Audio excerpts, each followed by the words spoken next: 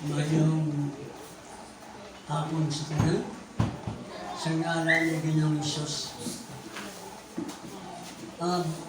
Abrihan ang Biblia sa Malakias 4, kaling 1, tugtog 6.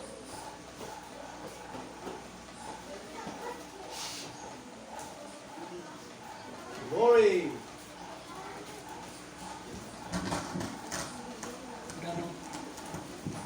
Labias 1, 4, 1, hasta sa sugod sa 1,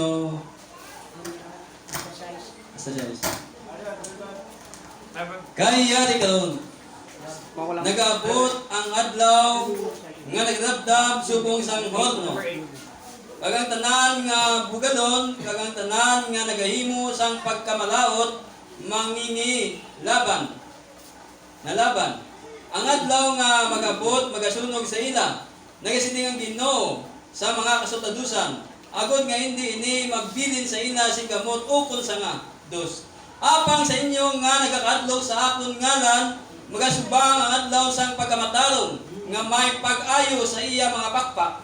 Magagawa kamo kag nilumpat subong sa mga tinday sang bulukutan. 3. Kag tapakon ninyo ang mga malauton kay sila mangin apo sa idalom sa mga dapadapa sa inyong mga tiil sa adlaw nga himuon ko nagasiling ang Ginoo sa mga kasabadusan. Amen. Bato. Dumduman ninyo ang kasuduan ni Moises nga ako nalagad nga ginsugo ko sa iya sa hurip nga sa bugos nga Israel. Ang mga palakpuran kag ang mga pagsulundan. 5. Yari karon, ipadala ko sa inyo si Elias nga manalagna sa wala pa magabot ang dako kag makagulugmat nga adlaw sa Ginoo. 6. Kag lisuon niya ang tagipusoon sa mga ginikanan sa mga anak kag ang tagipusoon sa mga anak sa ila ginikanan. Base nga magabot ako kag sakiton ang duta sing pagkamalaot. Madamong salamat sa pagbasa. Kabahi ka mag-bless sa kaday sa samo. Glory! Mga wala diri, ikaw magkaluoy sa ila. Kag sa mga magabati, ikaw maghatag paghango. Kabayan ni Espiritu Santo, amo magapanghikot sa kaday sa samo, kamag sa tuwa namo. Amen. Sa ngalan na Ginoong Hesus, diyan po kami. Amen. Magapungko. Glory! Nandito pa ang ating Panginoong Hesus, nung hindi pa siya ipinako sa krus, kanyang inutusan ang kanyang mga alagad na humayo, ipangaral ang mabuting balita sa lahat ng tao. Amen. Ang mabuting balita para sa kaligtasan. Amen. Ang isa sa dahilan kung bakit ipangaral ang mabuting balita sa lahat ng tao para maging saksi ito sa kanila. Glory! Ibig sabihin, hindi gusto ng Diyos na hindi malaman ng tao ang mabuting balita. Kaya kapag ang tao ay hindi sumampalataya sa mabuting balita na ipinangaral sa kanila, ito ay maging saksi para sa kanila na sila ay may narinig. Kaso lamang, hindi sila sumampalataya, hindi sila sumunod. At sinabi ng Panginoon, kapag maipangaral na sa lahat ng tao ang mabuting balita, saka darating ang katapusan. Amen. So mayroong katapusan. Glory! Pag sinabi mo katapusan, hindi ang pagwasak sa mundo. Ang mundo, walang hanggan ito. Hindi wawasakin. Halimbawa, ito ang example. Sa panahon ni Adan, ito ay natapos sa panahon ni Noe. Ginunaw ang mundo ng sinabi ang Panginoon kay Noe na ipangaral ang katuwiran sa lahat ng tao, gumawa ng daong sa loob ng 120. Yes. Amen. 120 taon. At nang matapos ang arka, inutusan ng Diyos si Moses na magpapasok ng mga hayop, papasok na rin ang mga tao na sumampalataya sa sinabi ng Panginoon na gugunawin ang mundo, tatapusin na ang tao sa mundo. Ano sasabi dito sa ikalawang Pedro? Ikalawang Pedro 3, 8 o 7. Apang sa amo nga pulong ang mga langit kag ang duta nga amo karon gitikana. Sa kuanan, sa science. Nga paagi sini ang kalibutan nga sadtuan ay nilapawan sa tubig kag nawala. City. Apang sa amo nga pulong ang mga langit kag ang duta nga amo karon gitikana sa kalayo. Nga natipigan nga sa adlaw sa paghukom kag karagdagan sa mga tawo nga di Dios no. Okay. Sa time ni Noe, ang mundo inapawan ng tubig. Pero hindi na mauulit yun. Ang mundo ngayon, nakalaan naman sa apoy. Ang mga tao sa panahon ni Noe, ibang ugali. Genesis 6, 4. Anong ugali ng mga tao noon? Sa tong mga adlaw, ang mga higantiya ra pagtuta. Triste. Yan ang Ginoo nagsiling. Ang akong espiritu hindi magsumpong sindayon sa tao, kay siya manunod, apang ang iya mga adlaw maging isa, kalados, kaduha, kapulo, tuig. Okay. Sa time ni Noe, ang espiritu ng Diyos hindi makakilos sa tao. Dahil ang tao ang iniisip, ukol lang sa material. Ukol sa laman. Anong tawag sa kanila? Makalaman. Makasanlibutan. Kaya, sabi ng Panginoon, anong ginawa niyang plaso? Ang buhay ng tao maging 120 years na lang. Hindi maging 120 years na lang ang gulang. Hindi.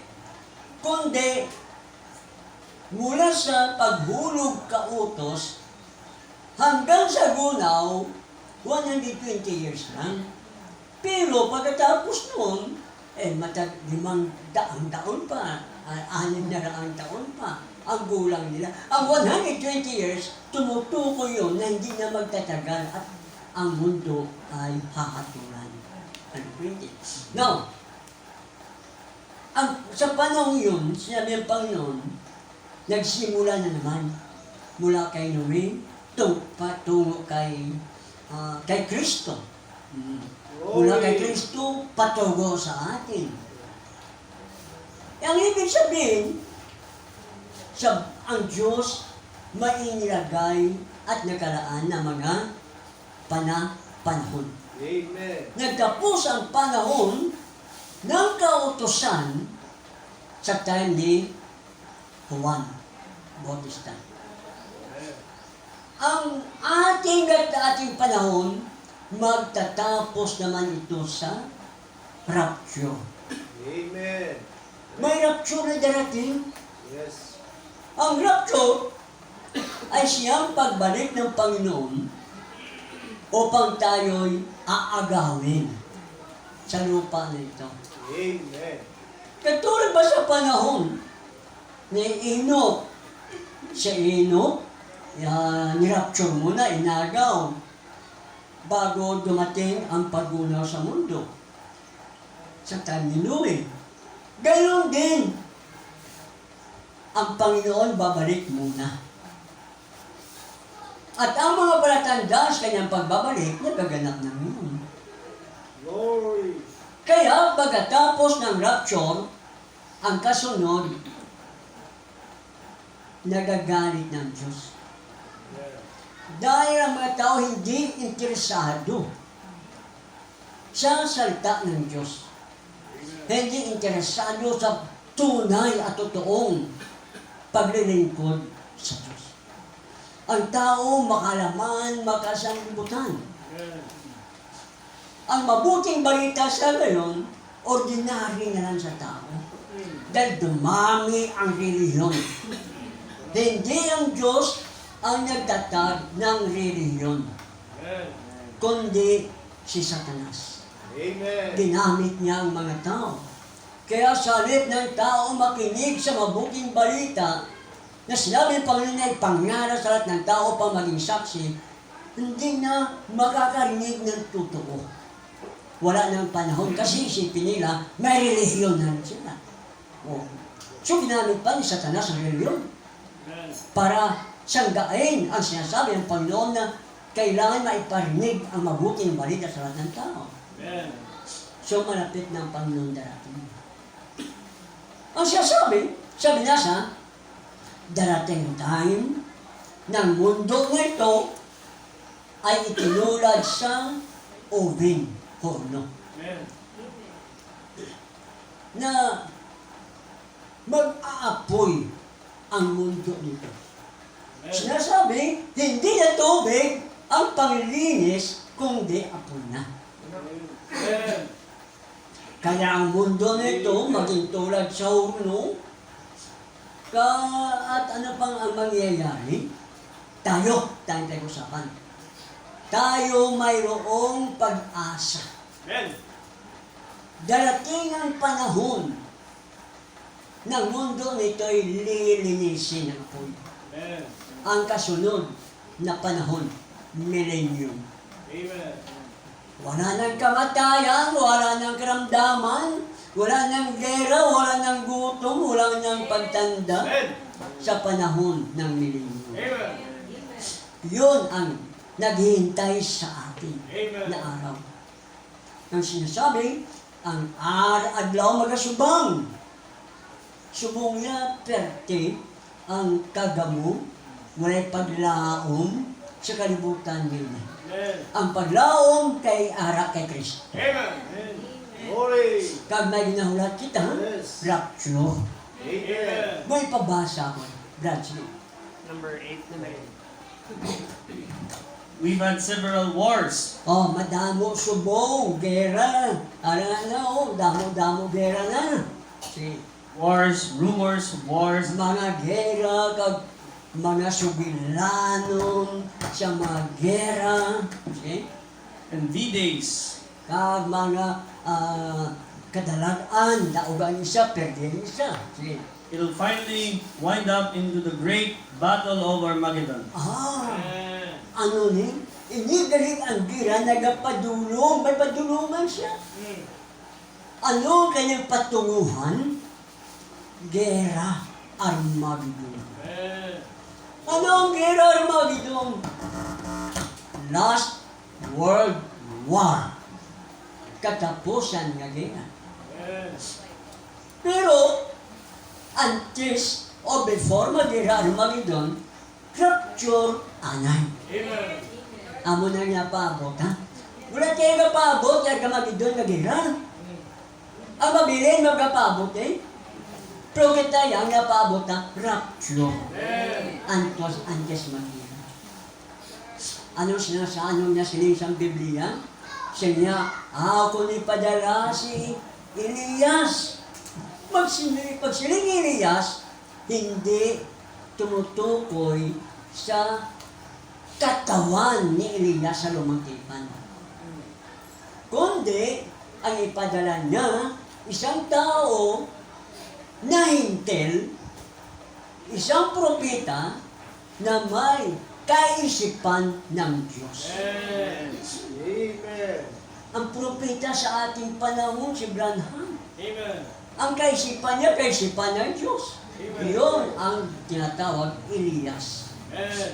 Para ang kanyang mga aral ay kapag ang aral nito nadala ni ng propetang si Branham, ito ang magdadala sa ating panampalataya pabalik sa panampalataya ng mga apostol.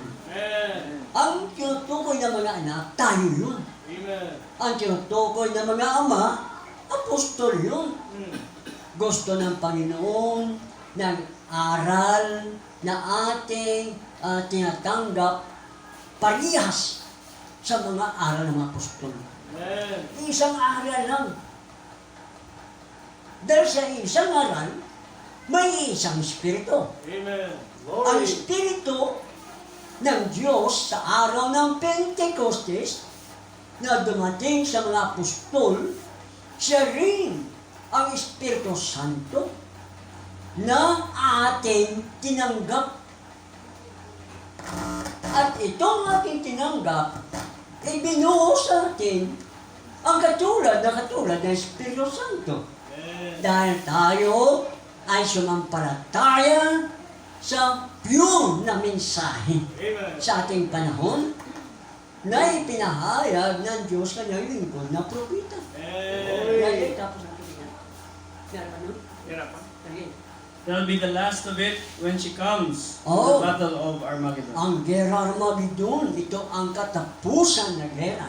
Amen. Hindi ito kanyon, hindi Armalite. Wala ng mga eroplano na magbubuhat ng mga bomba ngayon. Not sophisticated na. Sige. Just before the great millennium, she repurifies herself with this atomic blow. Kita mo, ang mundo lilinisin sa pamamagitan ng mga bomba Amen. sa Gera Armageddon. Amen. Upang maging malinis ang lupa, ang buong mundo, kapag si Kristo babalik na sa lupa, kasama niya ang lahat ng mga nirapture. Amen. Babalik tayo sa mundo. Magkakaroon tayo muli ng katawan, kagaya nito. Alikabok pa rin, Amen. pero hindi na matanda. Wala ng payat, wala ng ubes, wala ng mga matataba. Lahat ay sakdal na katawan. Ang tatawag, glorified flesh body. Amen. Mahimayaon nga lawas. Amen. Wala sakit. Amo na siya ang saad sang Diyos sa aton. Amen. Glory. Bangod, wala ta din sikway ang mensahe. Amen. Yung naghatag sa aton sang balaan ni Espiritu. Amen. Brother Benson, And the volcanic ash sinks the salt blood of men upon the earth. kita mo mabulkan sa sabog ang dugo ng tao, sisip-sipin ng lupa. Glory. Sin and crime. She sinks beneath the earth, and the volcanic breaks out again. Kita mo, ang bulkan sa sabog. Amen. Saan tatakbo ang tao? Kapag sumabog ang bulkan, mabuti ka daon lang. Ay, yung sasilay, yung patag. Ibaba mga bulkan. Ang lahat ng bulkan sa sabog. Dahil sa mga bomba na sa sabog. Amen. Radiation, Glory. init, Yes. yugyug. Amen. Amen. ano mangyari sa mga bulkan? Isasabog. Ngunit iyon ay pagbabago na Amen. ng lupa. Ang tawag, milenyo. Amen. Sige natin. He cleans the earth for the great millennium. Okay. So anong tawag sa millennium, sa 1,000 taon, sa 1,000 taon na tinatawag millennium, ito'y dakila. Amen. Sa panahon yun, wala nang kasalanan. Amen. Sa panahon yun, wala nang mga bomba. Amen. Sumabog lahat. Sige natin.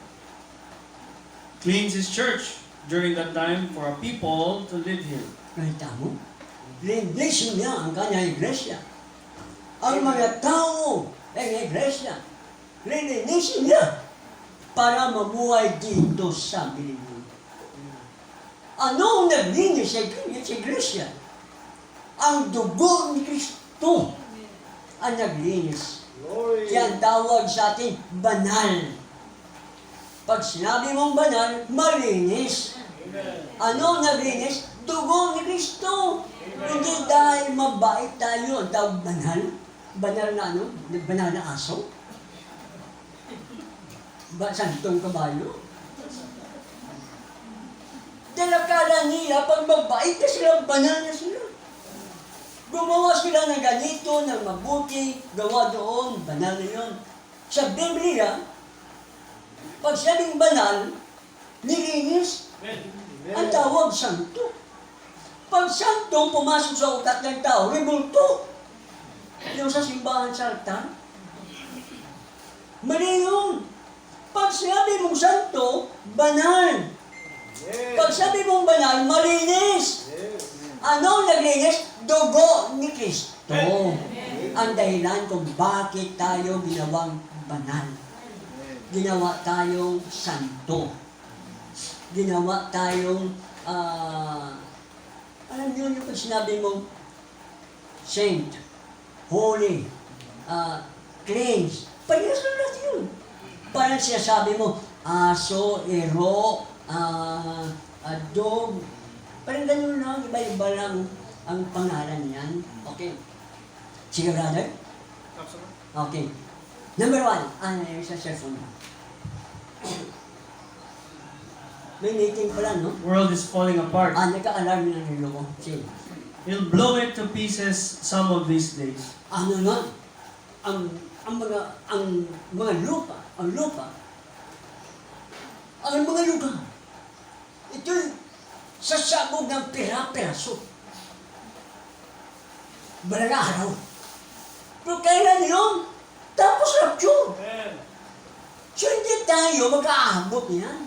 Amen. Hindi para sa atin yun. Para yun sa mga masasama na hindi bumalik sa Panginoon. Para yun sa mga hindi nakinig na mabuting balita. Kasi maririyon na sila. Kung hindi sila makinig sa mabuting balita, paano ang totoo na panampalataya? Di wala. Dahil ang panampalataya nanggagaling sa pakikinig. Pero kung mali ang pinapakinggan, mali din ang panampalataya. Kaya ang tamang panampalataya sa pamamagitan ng tamang aral. Paano ka makakita ng mga tamang aral sa ating panahon? Maraming reliyon, maraming iglesia. Ang babae naman. Pero ang mga babae nila, pastora. Ang mga babae nila, tagapagturo. Lumalakad, naghahayo sa bahay-bahay. Babae! Sa Diyos, bawal yan. Pero kahit bawal, sige lang. Ganon din talaga sa gobyerno, bawal ang hold-upper, pero marami ng hold-up. Sige, brother, next. Diretso ka. He'll renew herself with volcanic eruption. Ano ito? Renew. Babaguhin ng mundo. O babaguhin ng lupa ang kanyang sarili. sa pamamagitan ng pagsabog ng bulkan. So hindi mundo ang baguhin. Na wasakin, palitan, hindi ganoon. Ang lupa ang babaguhin. Siyempre, pag sumabog ang bulkan, ang makatatabunan sa taas. So magbabago talaga ang outer surface ng mundo ng lupa nito. Sige, diretso. There will come a millennium then. Pagkatapos ng bago lahat, mag-aabot ang millennium. Amen. 1,000 na pag-istar naton diri sa buta. Sige? Where the righteous will walk upon the ashes of the wicked. Ang mga matarong magalaka sa mga abu sa mga malautol naging pangsunod. Amen. Sino mga matarong? Pag sabing matarong, ano? Mababait. Hindi na siya, gumawa siya ng mabuti. Hindi ganoon. Ang matarong na tinutukoy, iyong sumampalataya. Amen. Dahil papaano gagawin ng Diyos ng isang tao na matuwid o matarong sa panampalataya. Panampalataya sa ano? Sa mensahe. Sige, brother. I said there is 3 isms that has rose up. Okay.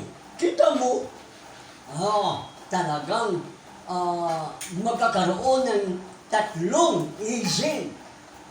Pag sabi ng isang sistema, na ito'y mga isip nito, hindi ito mga mabubuti na klase sa mga organisasyon. Sige? Nazism. Na ano? Nazism? Nazism. Nazi. Nasang German. Yes. North Korea. Nazism pala sila. Sige. Fascism. Fascism, Italia, Roma. And communism. Communism, Russia. 3 sila. Pero magatimog na sila. Wala na nazism, wala na fascism, kundi lahat communism. Amo na siyang matabo. Kag natabo suhong. Pero pag tingog nila, wala pa. Kailan silang mag-unite? Ang sagot, pagkatapos, rapture. Sige. And these isms, Ano? them isms will revolve and come around into one. It'll Revolve. Ano, brother? revolve O and mag-revolve. come around into one. Pagkatapos, maging isa. Itong fascism, nazism, communism, maging isa. Ang tawag, komunista na. See? It'll be communism. Okay. Maging komunista na siya. Watch. Communism Tingnan nyo, bantayan nyo. Ang komunismo, will burn Rome. ano? Communism will burn Rome. Ang komunista, ang susunog sa Roma. Anong nasa Roma? Bakit galit ang komunista sa Roma? Yung Vatican City. Amen. Yun ang dahilan kung bakit galit ang komunista niyan. Amen. See. Next paragraph. Next. Watch. It is a tool in God's hand. Ang komunista, sila ay kasangkapan sa kamay ng Diyos. Amen. Kung gayon, itong mga komunista ay gagamitin ng Diyos pagkatapos ng rapture. Sige. They think they are against God, Dahil kapinsal ka mo, na hindi mga komunista, laban sa Diyos? Ang sagot, hindi. Sige. He's just using them O ginagamit lang sila. As a puppet. Daw robot ba na? Na-control. O So- sige, tanan sila, magatingog ang ilang panguna-huna para awayon ang Vatican City. Sige, Some tool in his hand, sinalay mga kasangkapan sa kamay ng Diyos. like he did Nebuchadnezzar Kagaya sa ginawa niya sa harin ng Babylonia. and many of others. Ang iba pa. Sige, Next. Next ang Sige. atomic. Same thing they're doing right now. gayon din ang ginagawin nila sa ngayon. There are atomic bombs and Ang mga things. atomic bomb, atomic yun, nakaraan sila ng panahon. Hydrogen na. Ngayon, nuclear na. O sige. But the smart scientists Mga matatalino na mga scientist, will destroy the whole race. sino ang magsisira, mag-uwasak sa lahat ng mga whole race? Lahat ng tao. Anong lahi ng tao? Amerikano, Rusya, Pilipino, ano man siya. Basta lahat ng rasa, wawasakin lahat. Papatayin lahat. Ano ang papatay sa lahat ng tao sa mundo? Ang kanilang ginawang invention. Yung bomba na kanilang ginawa. Sin. They got fallout right now. Andyan na ngayon. Sin. Burn your eyes, give you cancer, everything. Kita mo, pasabugin nila ang bomba ngayon. Doon na sa malayo, pinasabog. Pero ang radiation, ang yugyug, hindi tinamaan ng tao ng bomba, pero lalabas ang mata.